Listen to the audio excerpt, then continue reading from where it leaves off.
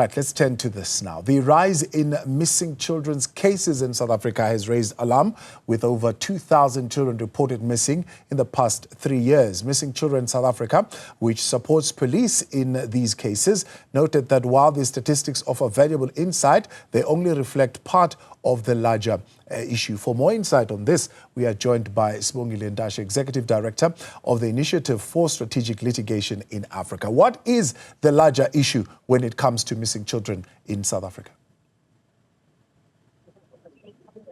The rise of kidnappings is not only limited to children. So when we look at the statistics for the year 2023-2024, there was an 11% rise of in kidnappings in the country. We had about 11,000, kidnappings in that year. So we're waiting for these 24-25 stats to see, but evidence does point out to a growing rate of these kidnappings. So children are obviously a demographic in our population, but the bigger story is that we have a rise in kidnappings in the country. Yeah. When people go missing, are people able to, for example, get to a police station? Are they able to open cases? Are they able to trust that at least police are responding, that the system is working? Well, I think the first thing is people would file a missing, a report. And then what happens there is the investigation. And with these kind of cases, the first 24, 48 hours are quite crucial, in trying to follow the leads of what might have happened. But what we are hearing, because the investigation really can only follow the leads, that are there when it comes to these kind of cases, because it's about understanding why we have a rise, in all of these things, because I think in the media, you hear that there are cases of kind of trafficking, but what we are seeing, the numbers are telling us that most of these are about ransom. So there is money that is a factor in most of these things. There are obviously the sexual exploitation cases. We have had the cases that in the media can sometimes be kind of sensationalized, and I think this is something that happens every year. But these are the kinds where people have been kidnapped for killings, which are sometimes called multi-killings. But basically, that is where we are. So, of course, if you are a kidnapped person, once you get to the police station, that means you have been able to escape, somehow. So some people where it's a ransom have been able to get back. But I think most of these cases, many families, I think we have seen even in cases that I have been in the media, do not want to publicize, that kind of negotiation, because it's very sensitive and people could be killed. And sometimes people don't even go to the police. So the numbers that I'm talking about are only the numbers of the people who have responded. So the role of the police can be big or kind of minimal, because they really have to follow up on what they have been told. But these are very hard or difficult cases to really follow up on. So there are some were saying, well, the rise in the number of missing children, missing persons in general, is indicative of the general rise in crime in the country. So when you're seeing a rise in crime, you're also seeing a rise in these reported cases, also indicating, I suppose, the inability of our policing system to respond to such criminal activity.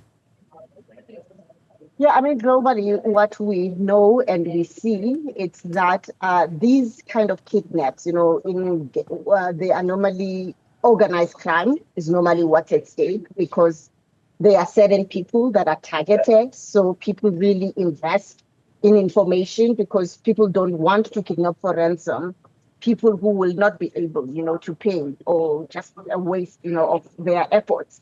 So the idea or the knowledge that in the country there are now kind of gangs or kind of organized crimes that may be giving rise to these kidnappings is obviously a scary one, but it is beginning to mirror what happens in other countries where kidnappings are a very common, occurrence. So are you saying then, therefore, I mean, when you look at the kind of organized rings that are operating, it's becoming difficult, I suppose, for police to penetrate those rings and to dismantle them? Yes, because there are different rings. I think from time to time, you have criminal gangs that are coming from different parts of the world who have got different ways of working, different kind of strategies. So the ways in which these kidnappings are happening are also evolving, taking into account who is doing them and what they are doing them for. So this means that the role or the way that the police have to do the investigations has to also evolve, taking into account which kind of syndicates, are at play. Yeah.